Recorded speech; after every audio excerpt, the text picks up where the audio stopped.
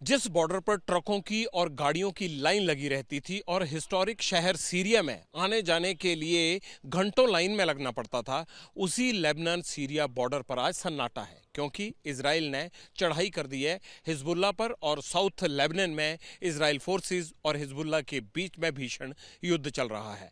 मैं इस वक्त मौजूद हूं लेबनान और सीरिया के उसी बॉर्डर पर जहां पर सन्नाटा पसरा हुआ दिखाई दे रहा है।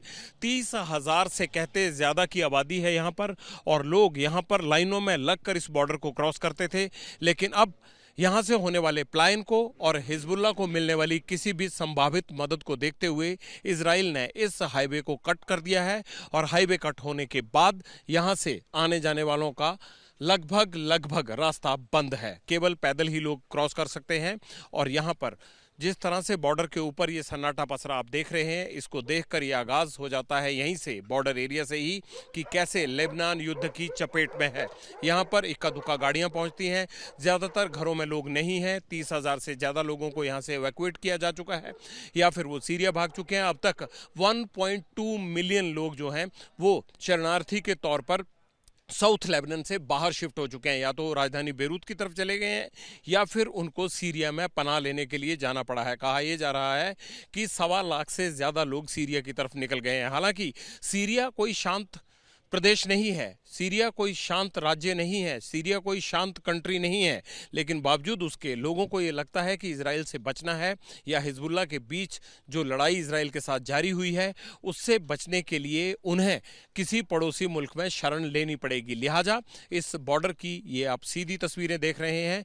जो बॉर्डर एक जरिया होता था दो देशों के बीच में, वहां पर अब कोई भी आने जाने वाला नहीं है। लोगों को अपना सामान यहां से सिर पर उठाकर जाना पड़ रहा है, क्योंकि यहां से जो गाड़ियां थी वो नहीं जा पा रही हैं। सारा ट्रेड बंद हो गया है और ये कोई आज का ट्रेड नहीं था, ये मुद्दतों से, वर्षों से, यानी कई सदियों से ये ट्रेड आपस में मुल्कों का जारी था, लेकिन अब इसे इजराइल के युद्ध ने बंद कर दिया है। हम ये कहेंगे अगर ये पूर्ण रूप से बंद नहीं हुआ है तो कम से कम ये भी नहीं पता है कि दोबारा कब शुरू होगा।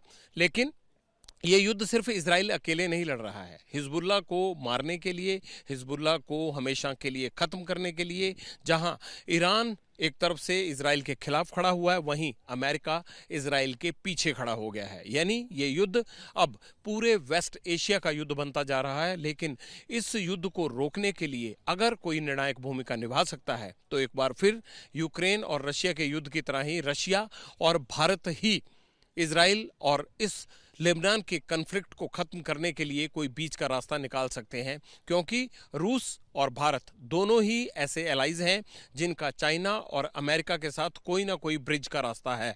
बड़ा सवाल ये उठता है कि क्या अमेरिका इस युद्ध को और एक्सपेंड करेगा? जो हालात आज यहाँ पर लेबनान और सीरिया के बॉर्डर पर हैं, या जो प्रॉक्सी कंट्री दोनों देशों के साथ पीछे से युद्ध को हवा दे रहे हैं या युद्ध को सपोर्ट कर रहे हैं, क्या उन देशों के बीच ये युद्ध और बढ़ाने की एक तरह से कोशिश हो रही है या इसे रोकने की कोशिश हो रही है? अमेरिका कभी नहीं चाहेगा कि चाइना को, अगर उसे कमजोर करना है, अगर उसे चाइना पर हावी दिखना है, तो वो इस युद्ध को और एक्सपेंड करे। लेकिन साथ ही वो ये भी दिखाना नहीं चाहता कि किसी भी तरह से वो इजराइल के साथ नहीं है। इसकी दो वजह है।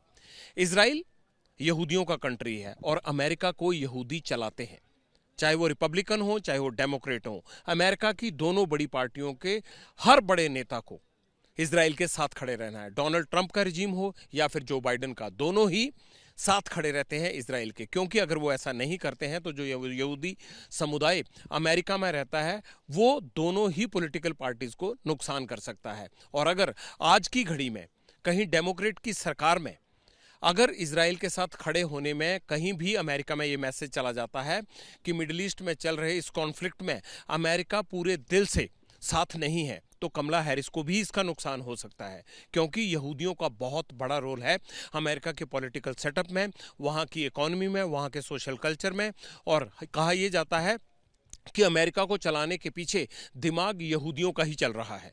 तो ऐसे में वो कभी भी, वो स्ट्रांग यहूदी लॉबी कभी भी नहीं चाहेगी अमेरिका की कि इजराइल को इस पूरे कॉन्फ्लिक्ट में अमेरिका की तरफ से जितनी मदद चाहिए वो ना मिल पाए। जिस तरह से बेरूत के आसपास के इलाकों में हमले किए जा रहे हैं, एयर स्ट्राइक किए जा रहे हैं, ड्रोन हमले किए जा रहे हैं, इसमें सीधा सीधा कहा यह जा रहा है कि इजराइल ग्राउंड पर लड़ रहा है और आसमान से लड़ाई अमेरिका लड़ रहा है, और वो सीधे बेरूत के आसपास हिजबुल्लाह के ठिकानों पर हमले कर रहा है, क्योंकि ये ईरान को भी मैसेज है। और दूसरी तरफ अगर न्यूक्लियर प्लांट और अमेरिका और अगर इजराइल ये चाहते हैं कि वो ईरान के न्यूक्लियर प्लांट्स के साथ साथ ऑयल फील्ड पर अटैक करे, तो ये युद्ध और बढ़ जाएगा। बड़ा सवाल ये है अमेरिका और इजराइल क्या चाहते हैं, लेबनान में कितना बढ़ना चाहते हैं, हिजबुल्लाह को कितना खत्म करना चाहते हैं।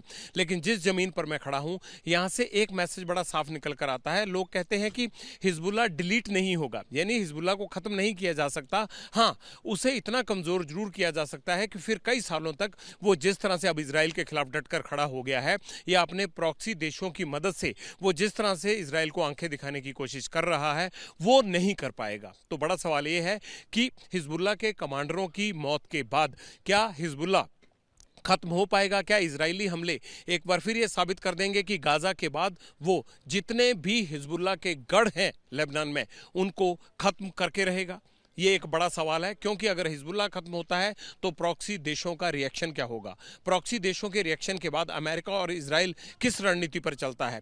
क्या बेरूत और उसके आसपास के इलाकों को भी एक बार फिर गाजा बना दिया जाएगा? इन तमाम सवालों के बीच मैं जगविंदर पटियाल आपको इस युद्ध भूमि से, इस वॉर जोन से हर रिपोर्ट अपने कैमरामैन अजीत चाको के साथ दिखाता रहूंगा। फिलहाल लेबनान सीरिया बॉर्डर से इतना ही। What does Haryana's youth want? What's the political mood of the region? Will these assembly elections correspond to Lok Sabha election results? सरकार बनेगी तो 36 बरादरियों की सरकार बनेगी। Ram Ram. Who will have the last laugh? Will it be Naib Singh Saini of BJP or Bhupinder Singh Hooda from Congress? Will turn the tables this time. Haryana में मौजूद है हम इस वक्त। Get to know the ground reality of the Haryana elections 2024 with real-time updates in your language and your preferred platform. Only on ABP Live Election Center. Sahi information, har election.